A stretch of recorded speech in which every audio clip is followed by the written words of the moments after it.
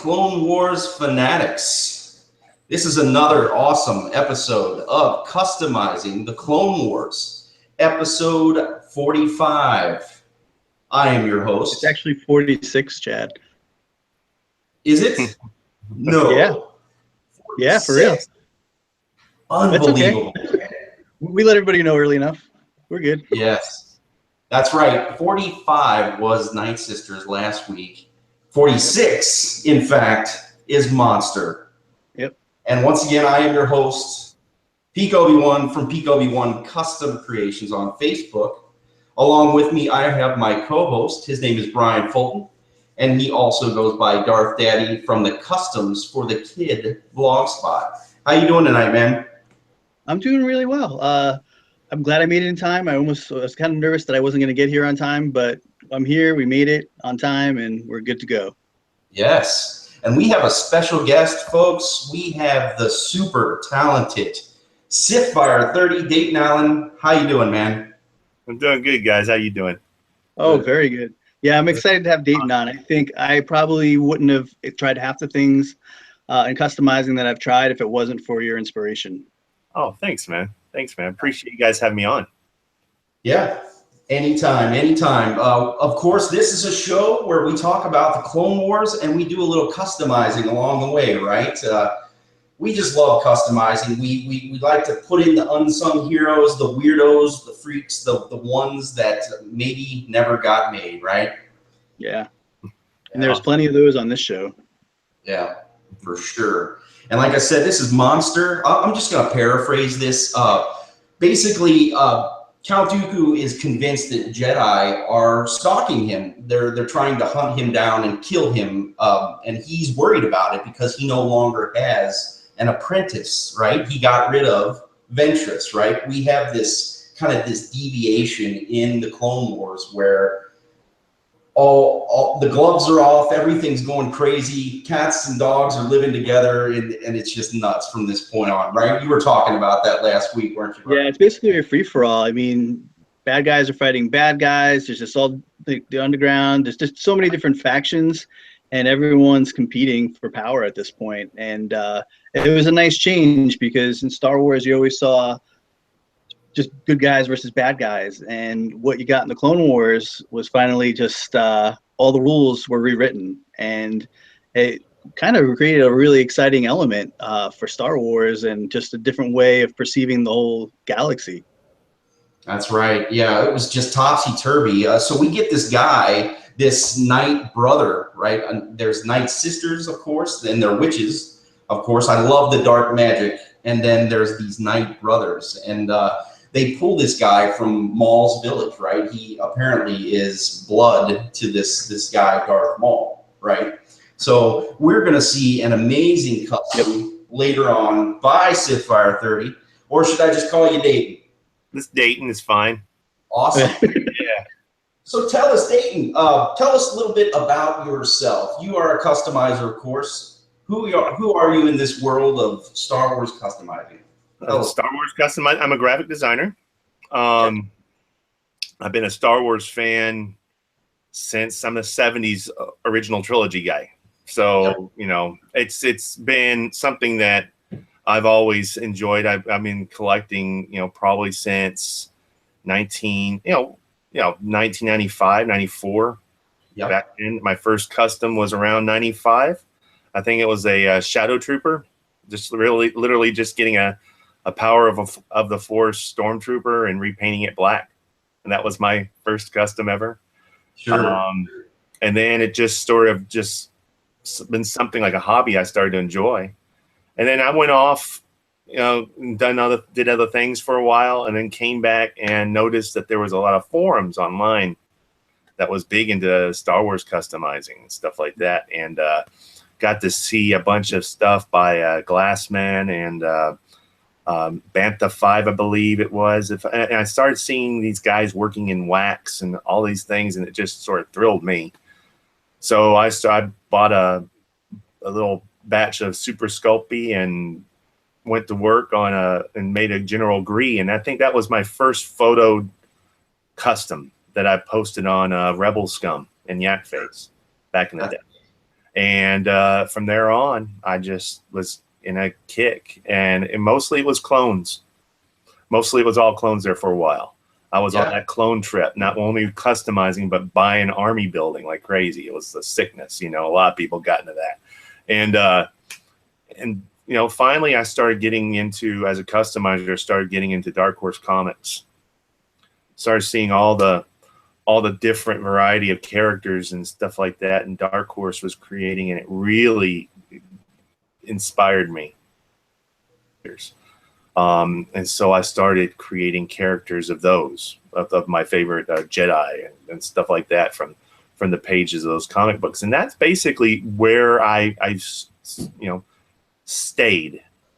You know, that was my comfortable safety spot. That's what I enjoyed was the EU and Dark Horse comics characters and stuff like that. Very rarely did I get into doing original trilogy characters because they were being done so much. And Hasbro was producing almost every character at the time when Hasbro was during the golden age. It seems like they were creating any character that the fans demanded or wanted during this little, you know, small amount of time. So I really didn't concentrate much on doing any original trilogy characters up until a time when I decided Tanika Sisters was something I really wanted to get into, and I did that one and everything. And then Clone Wars came around, and I tell got us to be. what you thought about the Clone Wars one, like you know, your first impressions and whatnot. Clone Wars was a necessary extension. It had to be a tale in which to bring the prequel films, to give it gives a lot more meaning to the prequel films. If they didn't do it, I don't think the depth of the Clone Wars would have really mattered to anybody. And it was such an important point. I mean, even in '77, when they brought up the Clone Wars in that brief little sentence from Obi-Wan, it was like your imagination as a kid just went wild. What was the Clone Wars? What's the Clone Wars, right? Yeah, and it was something that was needing to be told, and it's a very depth. They put a lot of depth into the Clone Wars, which, you know, admittedly, I haven't watched every episode, and I've sort of picked episodes that especially in the night stuff like the Night Sisters, and I'm a soft heart to the bad guys. I like the bad guys, so right. I automatically gravitate to anything that has to do with guys like Maul or Savage Opress and those guys. So that is, you know, I think it was Monster leading up to our discussion now. Monster was something, when I saw Savage Opress, just a brutal bad guy. I mean, he didn't hold nothing back. It sounds strange, but I was wanting that. I was wanting just a big badass, just in Clone Wars to help sort of, you know, get us into this. I don't know how to do it to put it, but it really gave an edge to Clone Wars. I think it was needing. This is my own personal preference. It needed that little bit of an edge, that hard threat. Yeah. To even Jedi, you know, they, you know, one thing that sort of, you know, I've never really been satisfied with is the Jedi. I've always wanted to, you know, some of them I really like because they had that edge, they had that aggression. Yep. Whereas Jedi aren't supposed to have it, but some did. They had to. It was war, and they had that fine line. Whereas Savage was the opposite, you know, the bad guy with it. You know, and he also had I never thought that he was, and this is my own ignorance, but I never felt that he had any touch of any type of Sith power at all. Yeah. He was just witchcraft. He was just pure magic. It was just it was a spell put upon to create this beast who just ravaged anybody. I love that he was kind of created in a lab, right? Yeah, pretty much like that. You know, almost like a Hulk type embodiment. Very much so, because if you even look at his characterization before becoming the monster, he almost had that gentle David Banner type personality where he was looking out for his other brother and like, hey, you know, stay behind, you know, I'll protect you type of outlook on the whole like process of getting when Asajj Ventress was trying to pick who was going to be the next apprentice.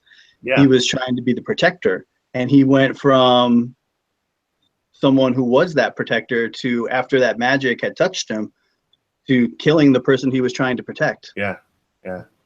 And that first clip, I remember watching a clip on YouTube.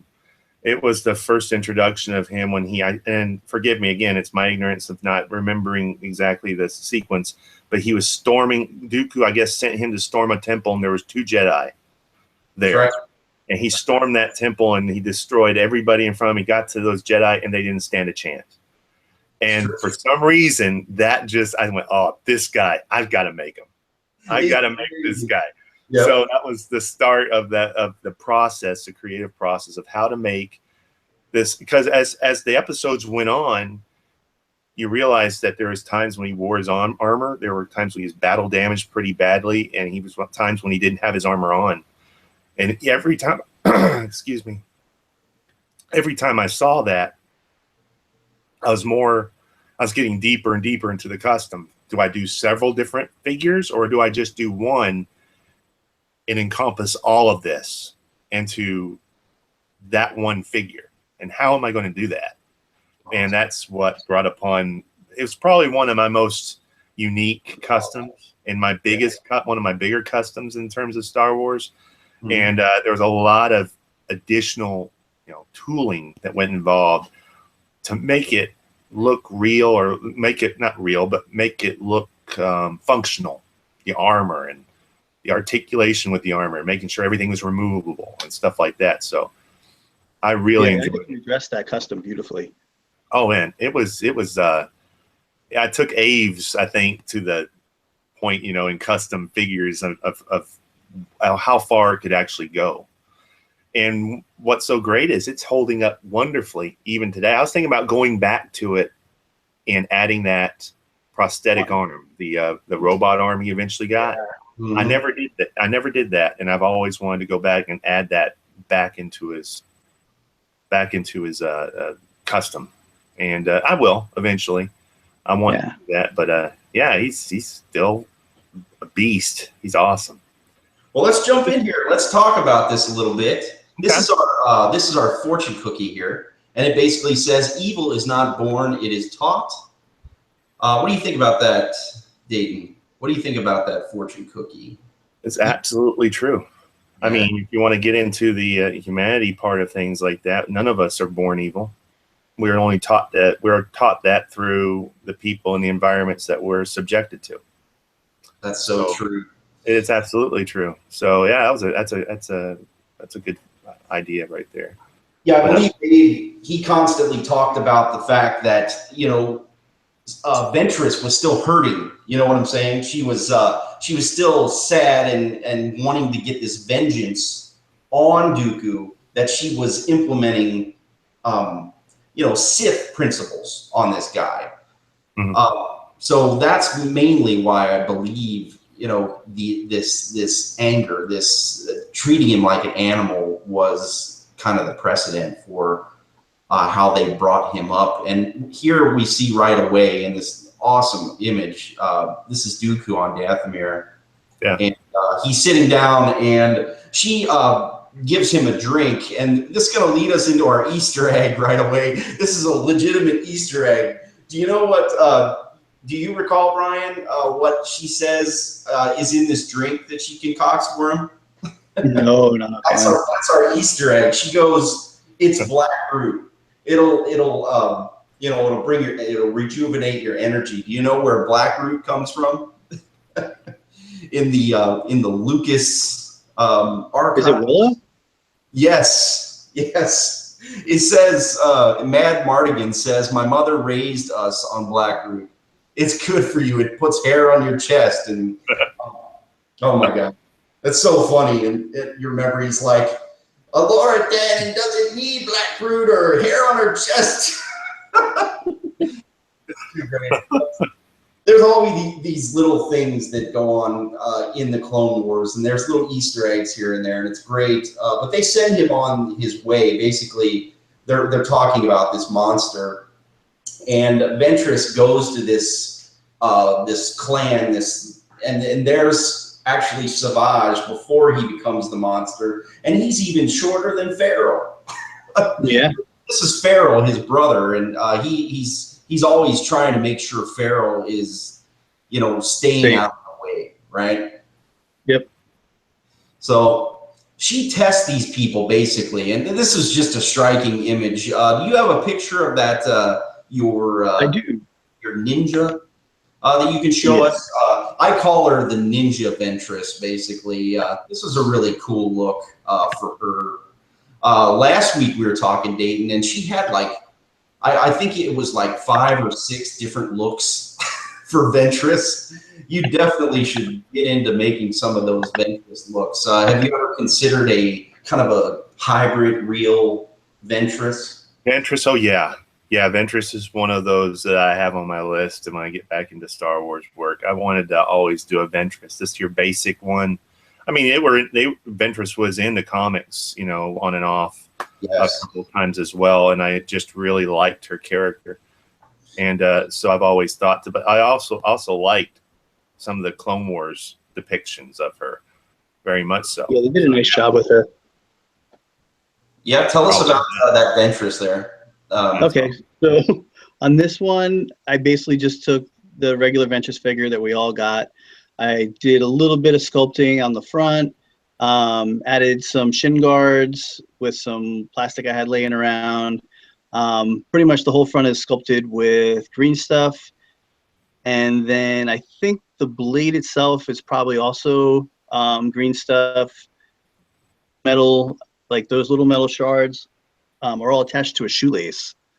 And I basically just fabricated all of that out of green stuff, some spare plastic here and there, and just sanded it down to kind of get all the shapes that I needed. But I think at the time I did make it a little too long, and I probably would shorten it up a bit now, but I think it was more for like function at the time. Sure. But yeah, and that Ventress has a couple different heads that are used. Let me see. I actually have to close out of here. Okay.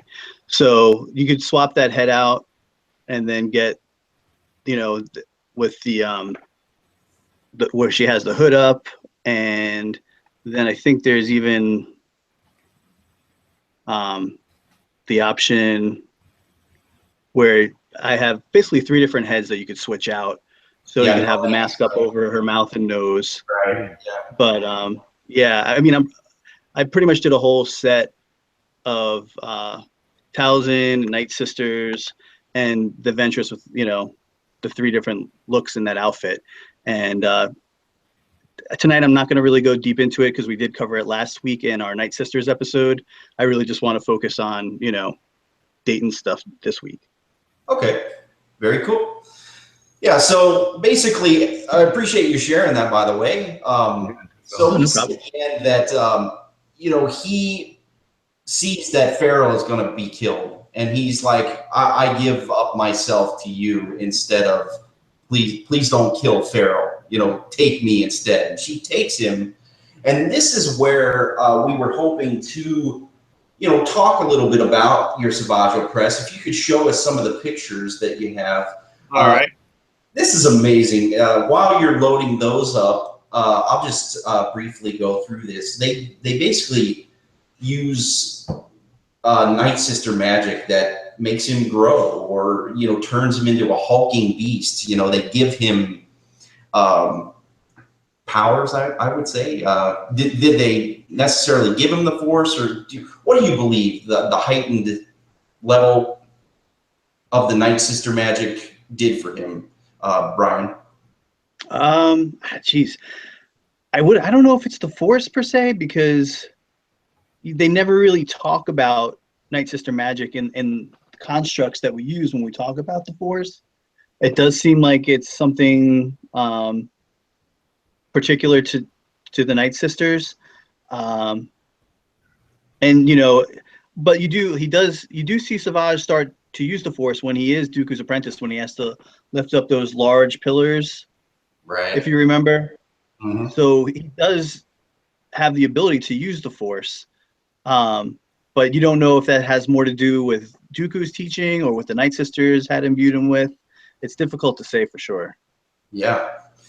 Well, okay. Well, we see that you have some pictures for us. Just go ahead and explain away this awesome, amazing Savage press that you created, and you can kind of walk us through some of the steps and the processes in which you've done for this character.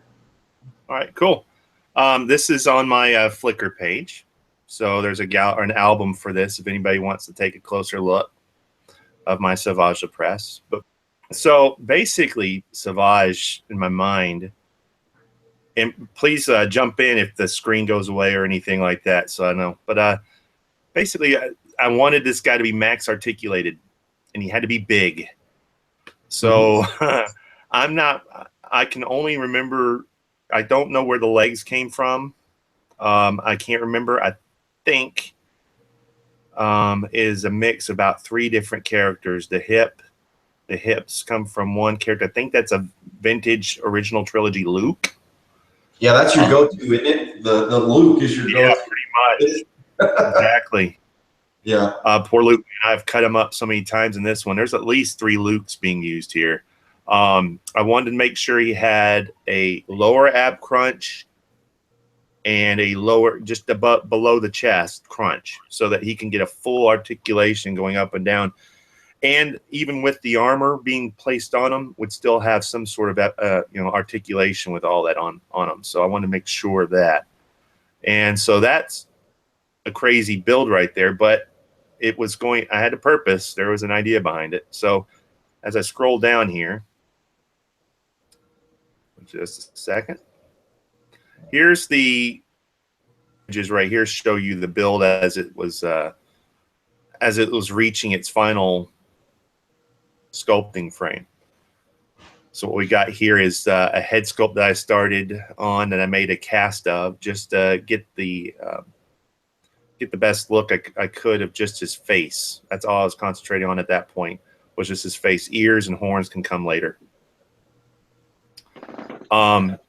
Everything else on here you can see was assembled by the vintage original trilogy Lukes and several other figures. I think down at the very bottom was some sort of it was an Asian purchased figure. I can't remember the name of it. That came with the ankles and the feet, but they had some great articulation to them, so I went ahead and used those instead. So this is kind of your mechanics phase, right? Yep. Very good. Yeah. Do you still do that kind of thing? Do you still kind of with some of your more current works, like your alien stuff? Do you still utilize this kind of technique with the mannequin, if you will?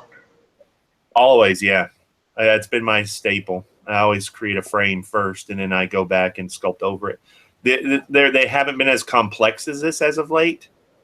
In fact, you know what's so fun about Star Wars customs is that they become complex. You have to. You have so many different aliens and creatures and heights and widths and weights that they're so differentiate each other. Whereas with an alien crew of human beings, other than just the beast itself, they all basically run about the same type of articulation. There's not much surprise. There's not much to them. Sure. You know, it's pretty much basic. So I don't really get into showing that much of the articulation of the frame like I do with these guys. Savage, I wanted to show people what was coming when this guy was going to be sculpted. So I went through here and did some articulation poses of the finished frame, just to show that it's a frame that has quite an amount of articulation involved. Start building the muscle structure and everything. You can see in these images here, the forehead of the head and the ears have been sculpted. The neck's been sculpted, and the shoulders built. The shoulder build is starting. So, wow. And so when you sculpt the muscles in, do you do like certain muscles at a time? Like you're like, all right, I'll take care of these muscles, then I'll add in like the bicep, and then you add in the muscles like one at a time, or do you kind of just throw in whatever you can at the time. When it comes to, I have to do one at a time, and I usually use an anatomy book. Okay. Just to get the idea of the muscle structure first. But when it comes to Aves, the fix it, and it comes to joints, plastic joints, you got to do a little bit at a time, because if you don't sculpt it just right, or if you get that fix it down into the joint, you compromise the articulation, you compromise the joint, and then you're in big trouble. Basically, you got to back yourself out and start over again. It's at a slow pace, and that's why my customs sometimes take forever to get done. Is because I don't want to compromise any of the articulation with using fix it. Here you go, right here with the introduction of some of the horns. Wow. I'm starting to build the chest up now, so instead of multiple sections, you have only 3 sections now. The lower abdomen. That head, once the horns are on, it almost looks like it's a second cast. Is that what it's happening? Yeah. I think that is the same. It's the same. Can't look at it close enough. It looks like it's still a fix it on skull. Yeah, at this point, I haven't made a casting of it yet.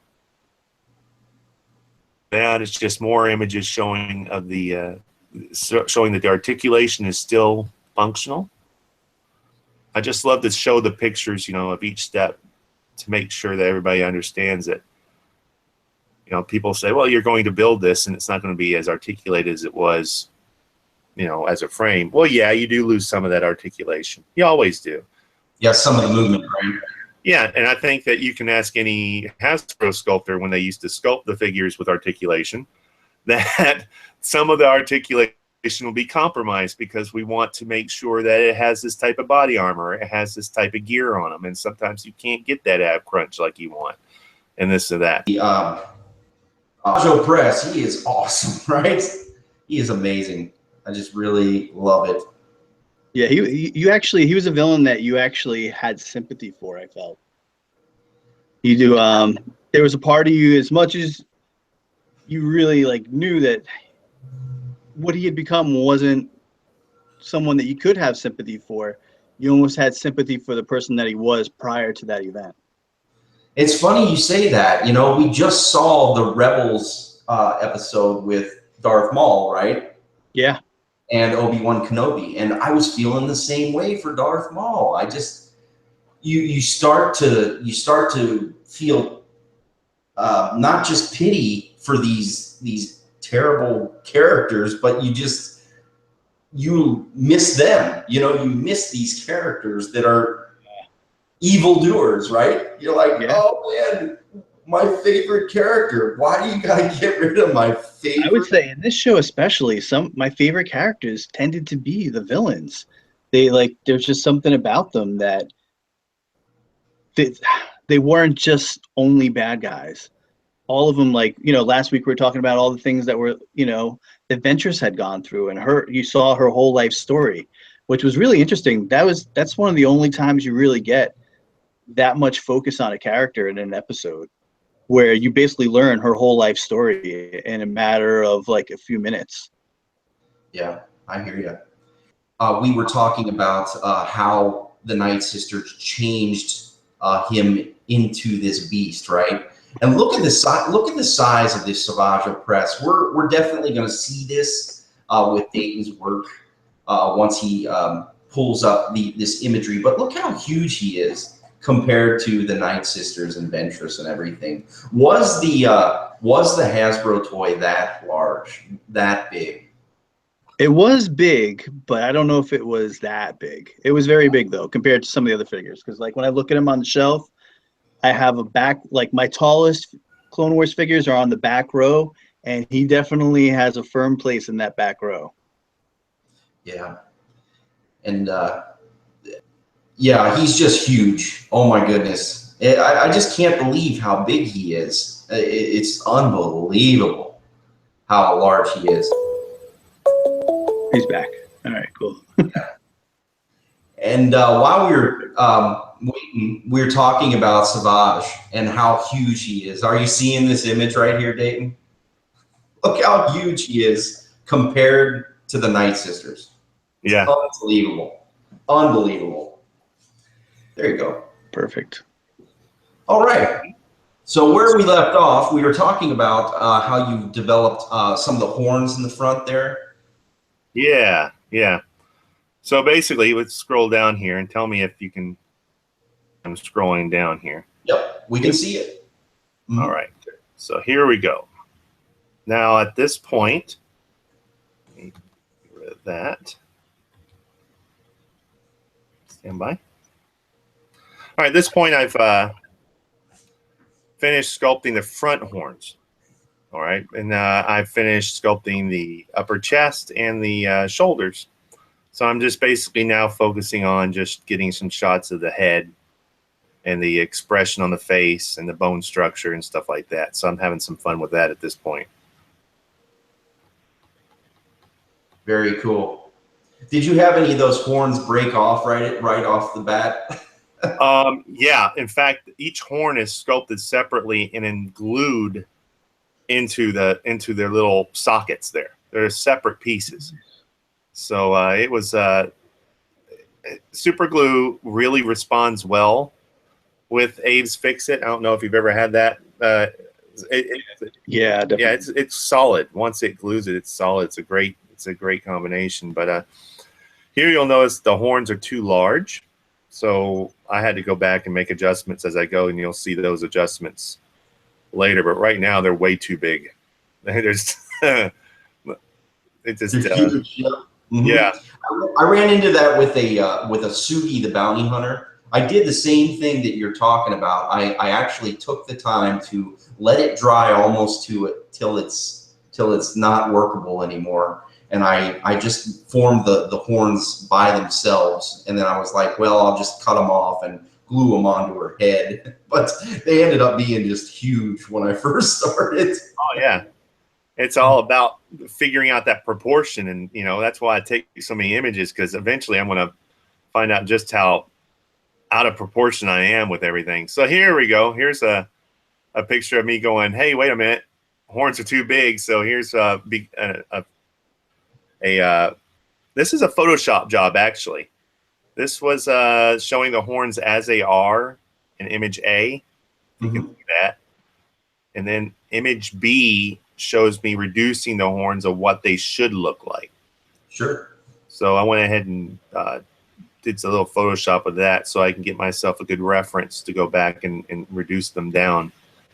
And at that point, that's when they were properly reduced, and I finished the rest of the horns on the backside. Wow. And then now, I think at this point, I went ahead and jumped ahead and sculpted the rest of the upper body, the shoulders, the arms, and everything. Instead of finishing off the entire sculpt, I wanted to go ahead and fit some sculpted armor on there. So I took some pieces or some Abe's Fix-It and waited till like that 4th hour of curing when it's no longer tacky or sticky, and sculpted the sectional armor, which is what you're seeing here. And that's literally sculpted onto the chest, and then it's removed. I put some water on the chest, and I apply the Fix-It to it, and I sculpt the shape. And then I take it off, let it cure, and then I refine it separately. Oh, wow. And then I usually use cellophane or plastic wrap in between. Yeah. But yeah, that's cool to know that you don't even have to do that. I've used that before as well. So that's an excellent item to use as well. So yeah, either way. How do you keep it from being fragile? Because it has kind of a resiny. Yeah, and it is a fragile piece, and it is something that you have to work, be careful of. And eventually, what I went back to do is, and I probably won't show it on these images here, is I went and cast each piece. I went ahead and molded and cast each piece into plastic so that I had a stronger version, especially since I was going to implement magnets into these pieces. Sure. I wanted to make sure if I tried to drill and place a magnet into the Fix-It, it would probably shatter, with enough stress. It's a very strong material. Even where it's thin, it's very strong. You got to put a little force to break it. But again, it's just something that if I have the option to create plastic castings to use, I'd much rather do it that way. So that's what eventually happened. But it can get a little touchy, if you're not careful with applying this and applying it, removing it, applying it, removing it. You got to be careful with it. Yeah, you must have a carpeted floor. Because oh yeah, I don't trust my floor at all. I'll drop it. Every single fix-it thing that I have, I've dropped, and I'm like, there it goes. It's broke. Yeah, I got a modeler's apron on so that anything drops gets caught in the apron or in stuff like that. That's a great idea. Yeah. You get one of those modeler's aprons. You just pin it on the side of your table, and you can work and you forget you even have it on. But if anything drops, it drops right into the apron. So you just grab it and pick it up and go back to it again. Wow. So as I said that I didn't put the magnets in, I guess I did. I put the magnets into the fix-it piece there because you can see the magnet clearly on that piece. I guess I was a little bit crazy there. You can see just barely in the chest, there's a little bit of one of the circles of the magnet just showing just a little bit. So they had two pieces of two magnets in the chest, two magnets in the armor. So they would just snap right in. And then you see here as the upper chest armor is completed, I go into the shoulder armor. Yeah, and Dave had said that that armor was basically designed after Roman armor, where it can kind of fold on itself. The stepped patterning of the shoulder pads were basically like a classic Roman armor. Yeah, that's just what he said in the commentary and the well, when I studied it and started building it, yeah, exactly, it works just like it. It seems like. Yeah. Now, Dave, do you have any tips for people who for as far as sculpting armor, to keep things so symmetrical and having that look where it's pretty much looking perfect? It's trial and error. Okay. It's not. I think I went through 3 or 4 different chest armored sculpts before I actually hit the right, the right thickness and the right proportion. Because you never photograph your failures. You only photograph what you think is going to be your successes. Every once in a while I'll photograph a failure part, but this is like version 3 or 4 of this. That I got when it came to the armor. It's just sculpting. Do you do it a layer at a time, or do you basically do all the layers at once? Oh no, I do one layer at a time. Again, slow. Okay. Slow. Taking your time on this is when you're working with Fix-It is something that if it was just the one figure I was working on at the time, because I was doing 5-6 different figures at this time, then if it was just the one figure, I probably would have gotten through it much faster. But this took me a while to do. And these 3 images here show the muscular body that I wanted to make sure that the nude body that was going to be shown of the upper body was still proportionate to the rest of the the figure, as well as placing the armor on. I didn't want anything to be too bulky, to make you think that it was something that is. I wanted to fool I want to fool people. I want to make them think, oh wow, it's an armored Savage. That's awesome. And all of a sudden I can remove the armor. It's like it's the same figure. It's not a different sculpt. So you can see right up here. I scrolled too fast. Hold on a second. Let me scroll up. You see how with your arms, do you make them what I call poppable, really easily removed? Yes. Okay. Yeah. How do you go about that real fast? When I was doing the framework, I would take a hair dryer or I'd boil the water and I'd put it in there and I'd pop those arms out of their sockets. And then what I would do is I would literally take a little bit of sandpaper where the joint is, and I would sand it down just a little bit to where I still got a snug fit, but it would fight when I'd pull it, but it still would have a give. You know, it would still finally release, but I wanted to make sure I had a snug fit. It's all, once again, it's a tricky thing to do, because if you go too far, you screw up, you've ruined the arm socket. If you don't do it enough, then you pop it in, and later on you're going to be taking a hairdryer to it, and it's going to be, you're going to have a full sculpt to have to deal with, and it's going to be a problem. Okay. So it's just something that I've been at this point when I'm doing Sauvage. I've done it so many times that it wasn't a difficult thing for me. I knew that sweet spot of sanding down the arm joints and stuff like that, and getting it to where I wanted to. I don't think that I had to do it a second or third time on this one. I think I nailed it the first time, which was good. But you can see just how thin the fix-it is in some spots on here. There's some areas here where the fix-it for the armor is pretty thin, but it's form-fitting. Yeah. Here's a shot of the back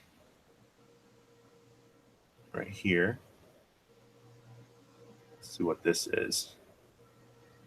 This is a shot of the back muscle definition, because again, this figure is going to be without armor in one of its variants. So I wanted to make sure the muscle structure was defined.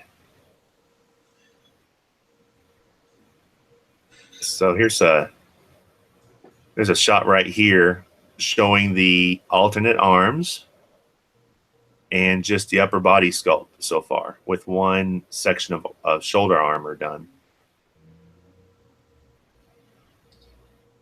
And how do you go about the shoulder armor? Do you flatten it out, or? Yeah, actually, that's exactly what I do. I'll take some fix-it. I'll wait till that 4th hour of curing again, and I'll literally flatten out the fix-it into a sheet, and then I'll cut out the patterns of the armor. If it's a plated armor, I'll cut out each plate. I'll texturize it, and then literally place it on top of one another and create this overlapping, what appears to be a functional piece of armor. Then I'll let it cure, and then I'll refine it once it cures. I'll sharpen it up. I'll either add more definition to it. I'll add battle damage to it using a Dremel tool or whatever I have, just to give it some sort of feel of it. Now, I don't want it to be perfect. I gotta imagine this guy has been through it a couple times. His armor's been beaten with heavy objects.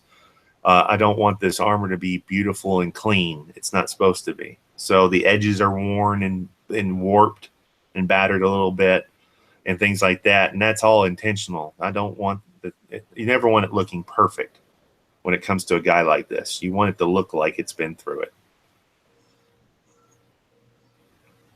Excellent. Wow, that looks great. That is really looking good. Let's scroll down and so what we're seeing right here is just more of the armor being fit. And here's a completed upper body right here of the removal. Every bit of that armor is removable, which is, the arms are removable and the armor is removable. The shoulder armor is held together by these clear little, and I got tons of them still, these clear little bands that you used to get with the vintage figures, the vintage collection. Oh, yeah, the whole figure in the packaging. Yeah, those little clear bands. Oh, They respond.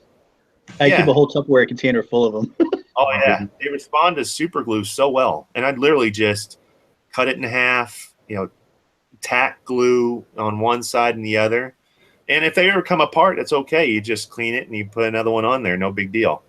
And they hold really well right underneath that arm joint, and they sort of keep the arm joint snug. So if it is a little loose, it holds it up, or it'll keep it in its place. I didn't even have a problem with that with Sauvage, but there was a couple of customs that I did where I had to do a little bit of play with it, to keep the arms in the sockets. So I was not going to go back and do it again. Now, the skirt piece that you put on the front there, is that from Kukruk? Yep. Exactly. Yeah. With it didn't, I don't like soft goods that much brought into this figure. Well, when you put in as much detail as you do and you throw soft goods on it, sometimes it'll take away from all the hard work you did. After he was made, they sent Farrell there, right? You remember when that happened? Yeah, that's when they took Farrell out. Yeah.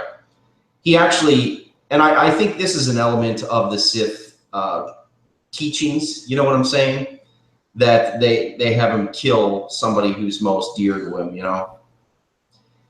And we send him actually to Deveron. This is his first mission from Dooku, right? Yep.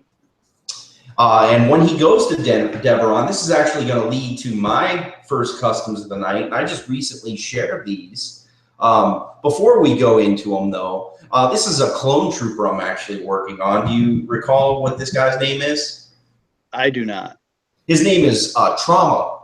Isn't that hilarious? Trauma.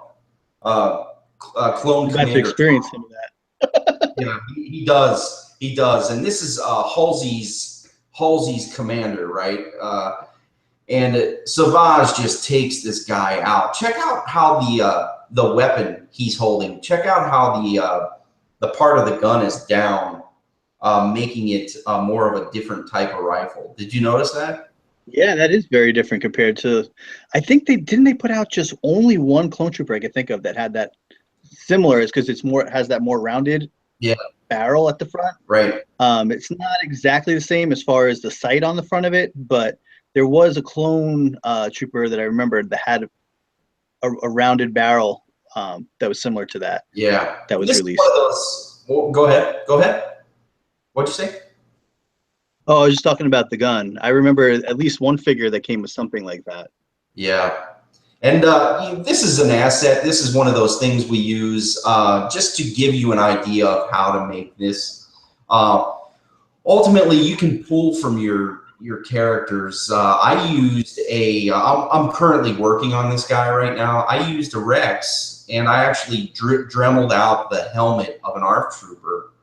And here is an example of what I'm working on right now. The paint job is so complicated, yet once it's done, it's going to be pretty awesome. So yeah, I like the paint on that. Yeah, it's tricky. It's tricky for sure. And so we see Savage, and he is kicking butt, right? This guy, he even takes a couple laser bolts, right, in the chest, and he still he's like a wrecking ball, just a machine, right? And he ends up getting to these two Jedi. This is Halsey, Master Halsey, and his Padawan is Nox. And these are my customs that I wanted to share tonight. And here's Nox and Halsey. And we were talking about how Savage is just this wrecking ball, right? He just destroys these guys. They have no hope, right, Dayton? They don't have any hope. Yeah. Not at all. Yeah, and I They did the didn't even same last thing. one round. Yeah, I did the same with the head. I used some fix-its for this head, and it just it turned out pretty good. But the body was just basically a reused body from Kit Fisto, and I just really just replaced the head with a new head. I think I went over like I don't know, Mace Windu or something like that. But it worked. It worked. And there's this poor Padawan, right? Yeah. I love the paint scheme on that character. We were talking. I felt bad for him. Yeah, we were talking about how, the subtlety of how they kill people off. We saw that in this one where you see Savage just throw him up against the wall, right? He was done. Yeah. And that's a subtle way of, saying somebody's killed, right? I was referring to Rebels. We recently saw how there was just a quick swing with Obi-Wan, right? And people weren't sure of how Maul, spoiler alert, met his end, right? Yeah. in Rebels. Have you seen that, or do you watch that show at all? I do. Yeah. I've again, it's more like piecemealing it. Yeah. With me, and I do need to go back and watch the entire this past season again. But I thought I heard a lot of people complain that it wasn't some sort of big epic fight, that it didn't last for 3 or 4 minutes. It should have lasted longer. I don't think so at all. Yeah, I like the fact that Obi-Wan has become a seasoned Jedi. Yeah. Whereas Maul just reacted just out of pure anger, and it wasn't nothing for him. It was nothing for Obi-Wan to strike him down quickly. That's appropriate. That's who Obi-Wan was, and that's what I love so much about it. Yeah, and it gave more emphasis to just how strong, even though it was clunky. The 1977, in A New Hope, when Vader fought Obi-Wan, it just showed that Vader was an imposing. He didn't have to swing his lightsaber very hard or anything like that. He was just such an imposing foe to Obi-Wan that his way of fighting him was different. I guess it gave more strength to Vader, to me, to see him strike Maul down so easily. Yeah. That somebody like Vader was not going to be the same rodeo. It was going to be a whole different thing. But for sure. Yeah. So we were on Deveron, and we're basically talking about how Savage became this wrecking ball, and I thought it was enough that, it was just right off camera where he takes out Halsey with his massive, that staff that you were creating. And then with this young Padawan who didn't have a prayer, he just basically threw him up against the wall. And that was it, right? He was done. Yeah. He was done for. And that's what I'm talking about. I think the subtle ways of, you don't have to show somebody cut in half to know that maybe they will come back or maybe they won't, Yeah. But man, we're just loving your custom of that Savage. That's just unbelievable. Yeah, if you want to get back and get to the second page of basically, this is to show the staff. The staff itself was basically one single sheet of styrene, cut to shape, and then sculpted using Fix-It. And then the center part, that little piece there, is a plastic piece that I found off of an existing figure accessory, but it fit well with right there. It was a piece that was supposed to be there. So I just happened to find something that seemed to make sense and just added to that. Oh, that's cool to see the comparison of the two next to each other. When you want me to freeze the frame or anything, just say the word and.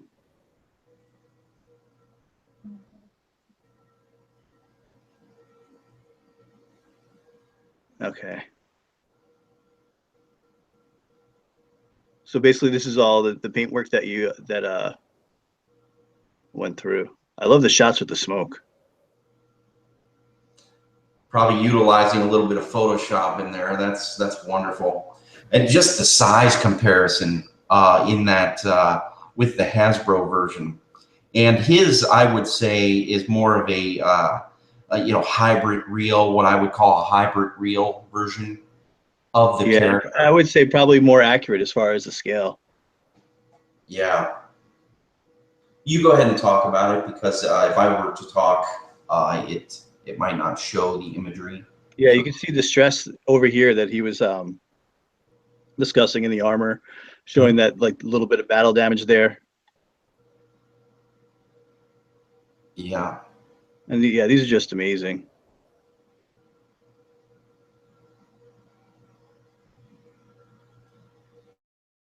And he was talking about actually using, it's the technical name is polystyrene.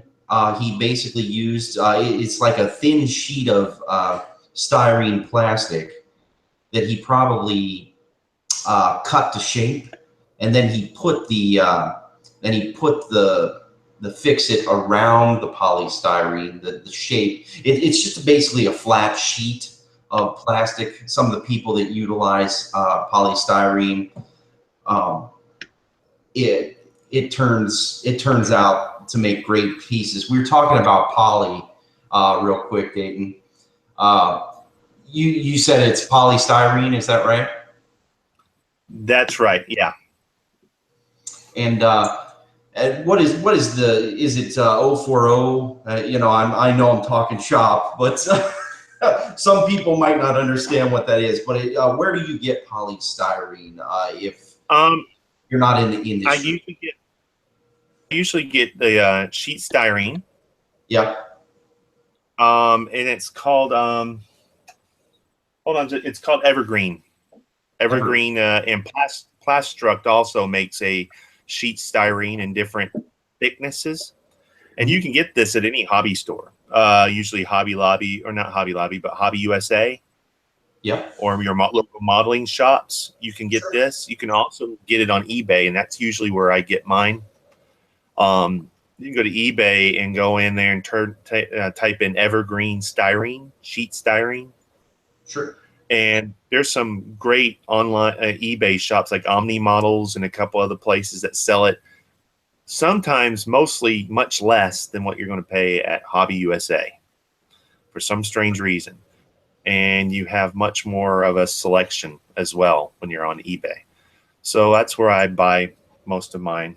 And it's literally just sheets of plastic. Mm-hmm. You know,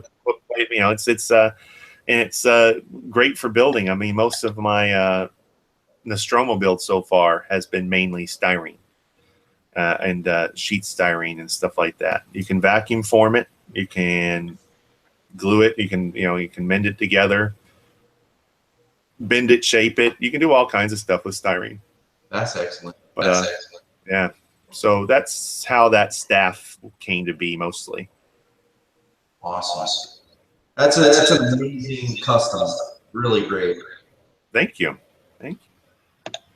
And you want me to hop to the third page? Yeah, go ahead. Go ahead real quick. Let's check that out. Are you seeing right there? Yeah. Can you see the imagery? Yeah, I sure can. I just think my problem with my computer was it couldn't handle it. It couldn't handle it on my side for some strange reason. Yeah, I run into that every once in a while myself. We're talking about, this is kind of a pseudo-hybrid, realistic version of this character. This would definitely sell, don't you think? If Hasbro took the time to make Clone Wars characters in this kind of style, don't you think they would probably sell gangbusters, don't you think? Oh, for sure. Easy. I think that if they were have taken the time to do, I mean, look at companies like Mezco right now are going through a great time of creating 1/12 superhero figurines that are given special attention to. They have cloth clothing. They're very detailed. Their new Punisher just came out is incredible. Mm-hmm. You know, Marvel Legends from Hasbro, they're creating they're creating one, but it's more like just your, everyday ordinary action figure. It'd be cool if Hasbro was to get into like a specialized, do a specialized edition of select characters that were highly detailed and highly collectible, more for the collector's market, and do stuff like this. I think that they would find that there's a lot of people that would invest in it, because I think one thing that they're finding out with their 6-inch Black series is that even though they're great figures, and I collect them, I collect the 6-inch figures, not all of them, but I do. But the Asian market, SH Figure Arts and Bandai and them, a lot of that money is going towards those quality of figures right now, because they just are done better. They just more bang for your buck. Yeah, and people will pay the $47. Yeah, do you collect those? The figure art? Yes, I do. Yes, I do. I do as well. I'm really getting the bug. I just Oh, can't help it. With the I just got the Han Solo the other day, and I'm just like, oh boy, Yeah. this is the Luke is hands down way better than what they did with the Hasbro version. Yeah, yeah. And it's just, I think that if I'm a toy developer or any marketing developer of some sort in Hasbro, I'm seeing people dropping $40-something down on a figure overseas and waiting 2 weeks for it to come over on SAL shipment instead of buying the one that's $19.99 over at Target, that I got a problem. And I need to figure out how to step up my game and get more interest into what I'm doing, what they're selling for us. Again, I think Hasbro has basically, I'm not going to get on a rant on this, but they're basically have given up on the collector's market, and they're focusing on children. They're focusing on the next generation of collector.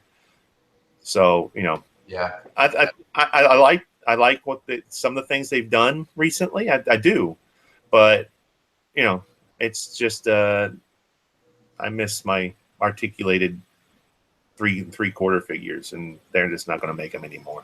Yeah, I don't think. I know. We get a little bit into the battle damage. What's that? Can we get into the battle damage on his figure? Sure. Yeah.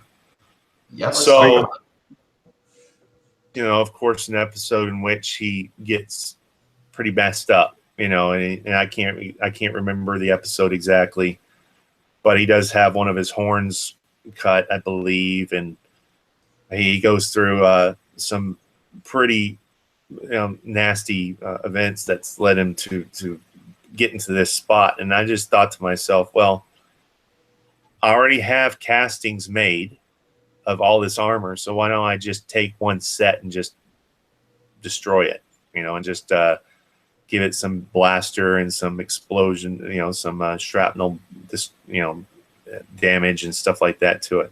So I went ahead and took some of my castings and brought this type of damage to it. And I also took a casting of the Maul head, or the Savage head, and created a battle damage version as well.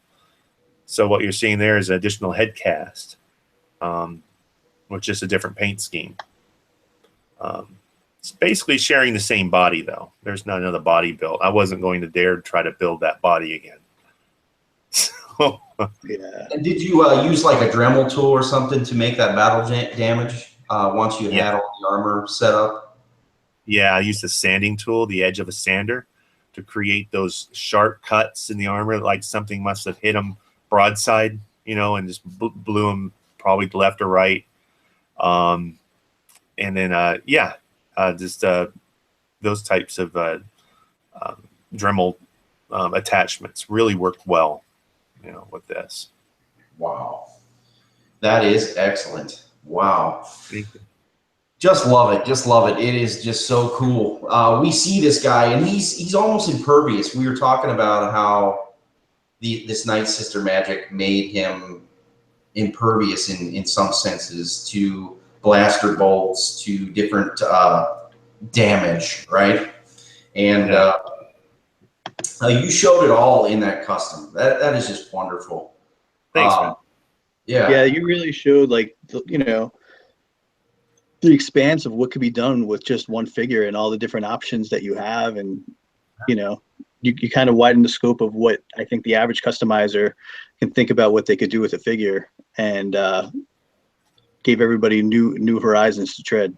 Yeah, I can't believe it's been that long. What was it, 2011 when I built that guy?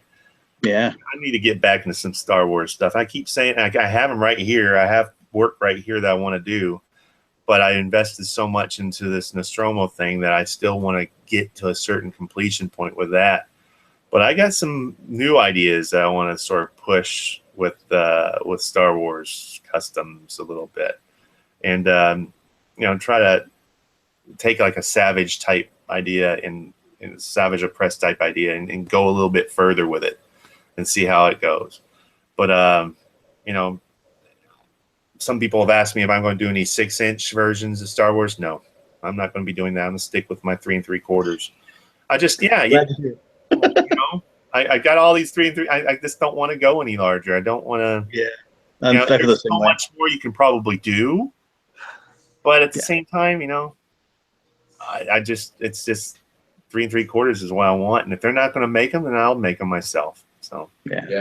That's kind of where very cost effective either. The 6-inch. I mean, that's just my opinion. I don't mind other people doing 6-inch. There's some brilliant customizers out there, but I'm with you on that same thing. I'm not gonna spend any time doing the 6-inch, unfortunately.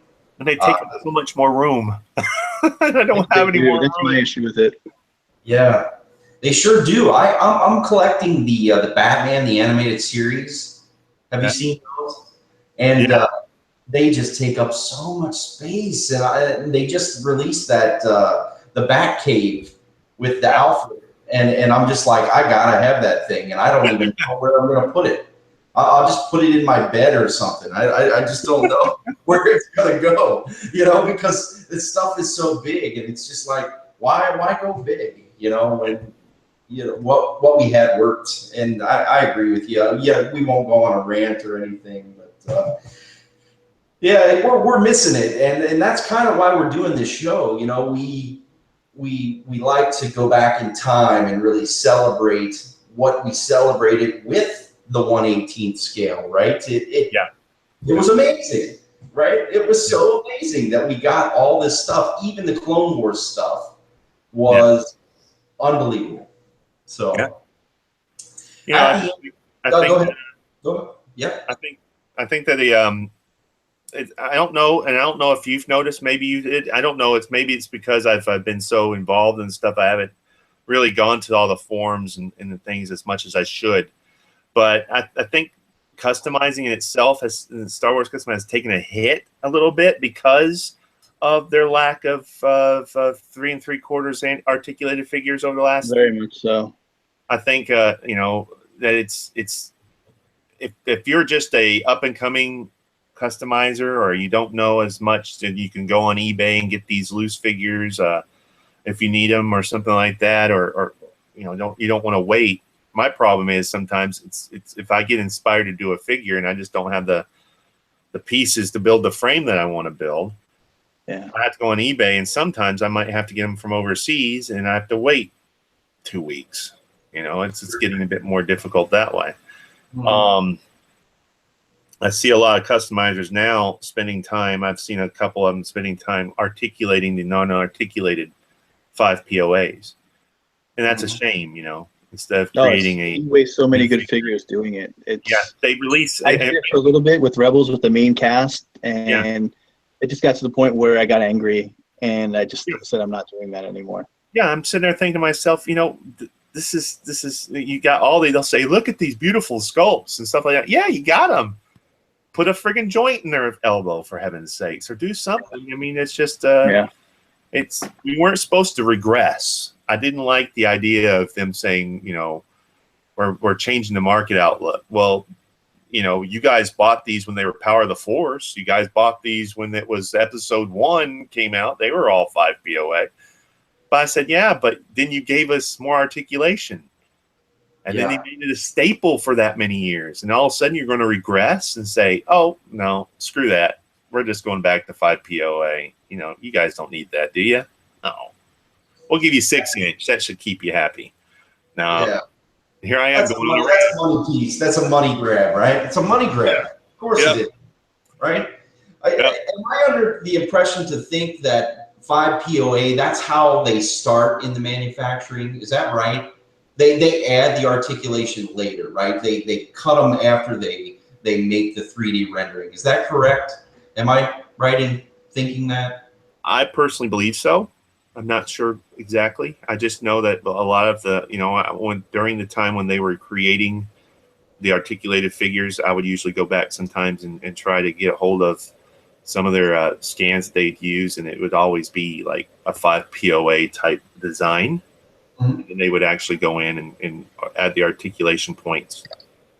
And then they would have to adjust the sculpt per the articulation points they put in, and that was not difficult in certain points. So, I think it's they have an idea of how many articulation points that go into the sculpt before they start, but then they make adjustments. But it's usually the last thing that they add.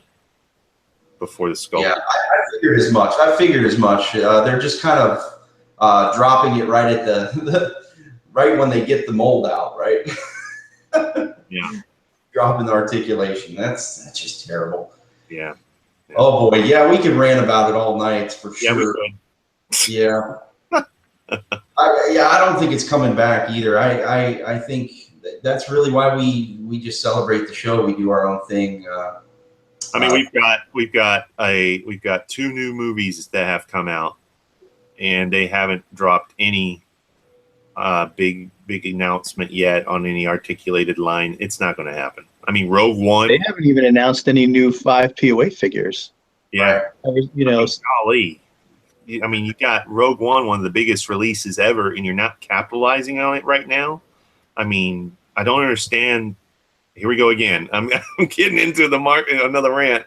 I don't understand their marketing strategy. I don't know what's going on over there, but there's something that they're just not really focused on making any money off of it for some reason. I don't know why. I mean, I guess they're happy with what they're making, but they could be doing so much more, with Yeah. don't make much, Yeah.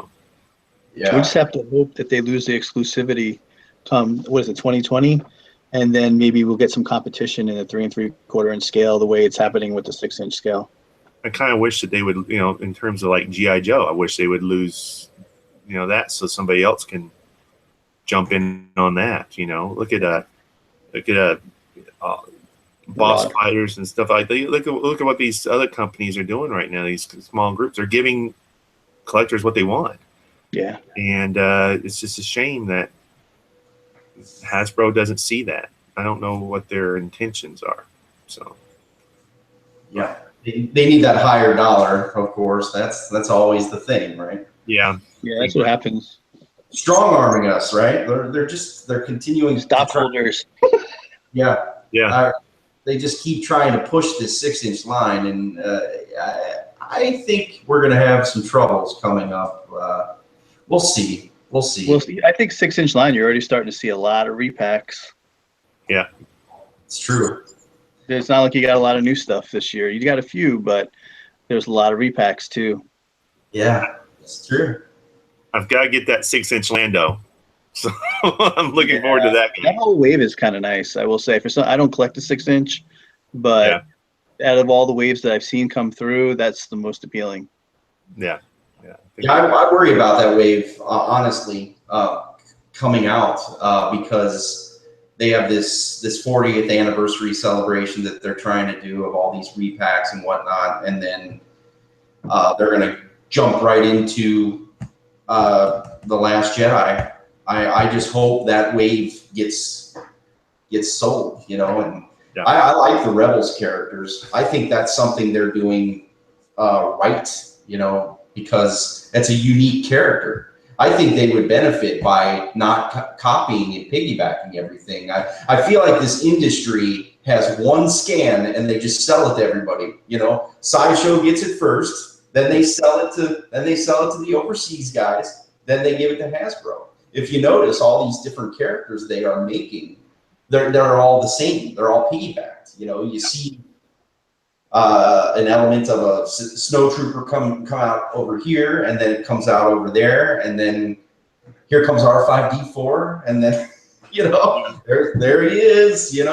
I have that Bandai model of the R5D4, and I haven't built it yet, but I'm pretty sure I'm going to be satisfied with that, and not this one that they have coming out. Yeah. Oh boy, yeah. But we really appreciate you coming on our show. Sorry about all the technical difficulties and whatnot that we had. Not a problem. It's my good old little MacBook here. Just didn't feel like playing the game tonight. Yeah. But what else are you working on right now? Tell us a little bit about what you're doing while you're not doing Star Wars customs. Tell us what you are doing right now. What I'm working on right now in terms of Alien. I'm still sticking with my Alien project. I've just finished. Just like Star Wars, I like to do, even though Alien, the 79 film is very limited, to the extra little figures that you can do, or figure ideas you can do. I always like to do the obscure, the things that really concentrated on. So I'm looking at deleted characters or deleted items in the film, and one of them was a very brief description in the Ridley-grams, when Ridley Scott would make the Ridley-grams, was Kane in his burial shroud. They actually did a 1-to-1 version of that burial shroud, and you'll see it in the film when they get ready to eject his body out the airlock. And there's a screen on the computer in which he's looking at the body in the shroud. That was actually a 1-to-1 build that they did. And then the one that flies out of the ship is a little tiny wooden sculpture they made that's about 1/18 scale. They literally shot out of a potato shooter or something like that just to make it spin. So I thought to myself, I want to sculpt that burial shroud. So that's something that was unique. It's a one piece. It's non-articulated. The head sculpts in there can be switched out, because one shows some guy did a Photoshop job showing Kane or John Hurt's head in the shroud. Another one shows that there's this mask covering Kane's face.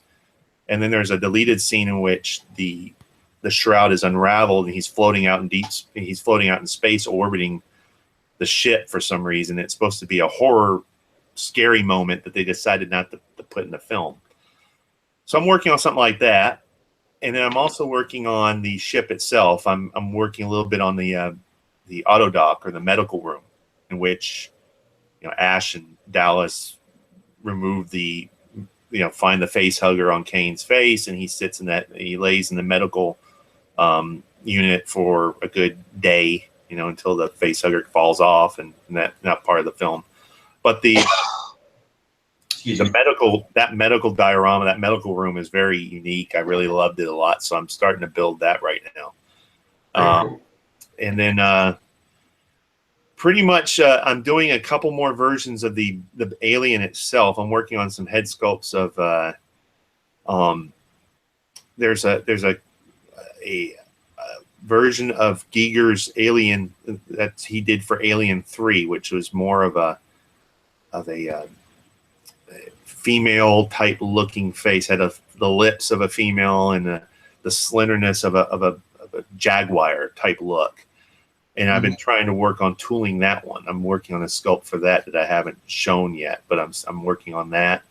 And then I am planning on bringing up some Star Wars. I got some figures from the Star Wars Invasion comic book series from Dark Horse that I want to get back into, that I brought back out of the shelf, and I'm wanting to work on those and a couple others from it. I think the Triceratops looking guy. Yeah. I think. Yeah. I think what's going to happen is I think I'm going to stay in the world. I guess they call it Legacy now, Star Wars Legacy versions or something like, or Legends. I think it's Legends. Yeah, that's where my universe is going to be. I will venture out every once in a while with Rebels and stuff, because there's a couple of characters in Rebels I like, and I can't remember their names right now. But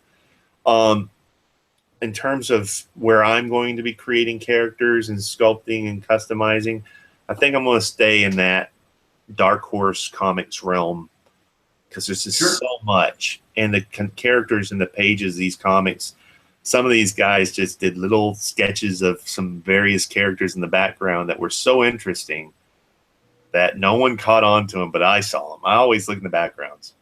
And I'll get in touch with the artist. I said, can you send me some like detail images, shots of this guy, even though you weren't thinking much of it? And they'll send me little sketches and stuff like that, because they know I'm going to work on it. So I got all this backlog of these ideas that I want to just start creating in terms of this stuff. So I look forward to getting into that again. I'm a big fan of droids. I know it's so kooky and little, and I think the first custom I've ever saw of yours was that Screed that you made. Screed, yeah, Admiral Screed, yeah. Some lucky fan has that now. I don't know. I can't. Yeah, you gave that away at a celebration, didn't you? Yes, I did.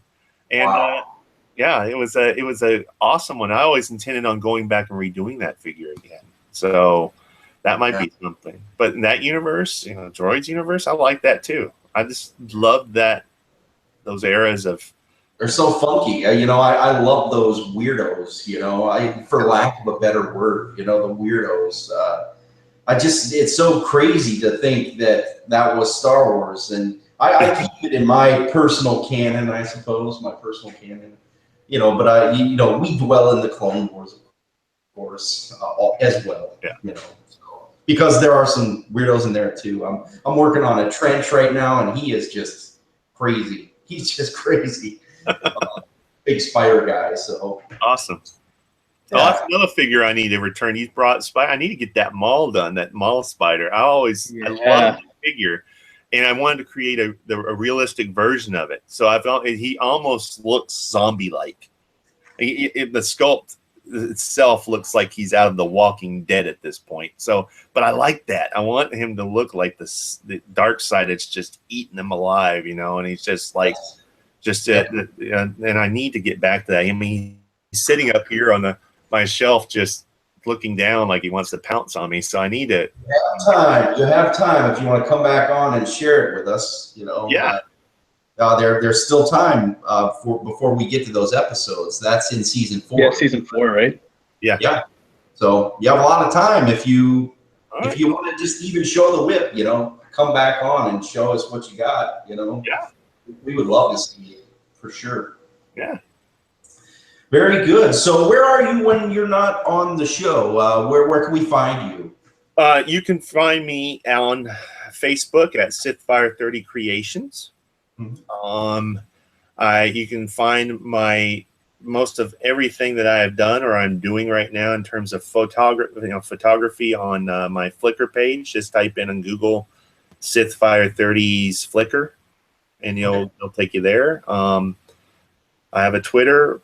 I don't do much YouTube, but every once in a while I'll do a video on YouTube. And just type in Sithfire30 in Google, and it will take you pretty much on my Instagram and all that stuff as well. Very good.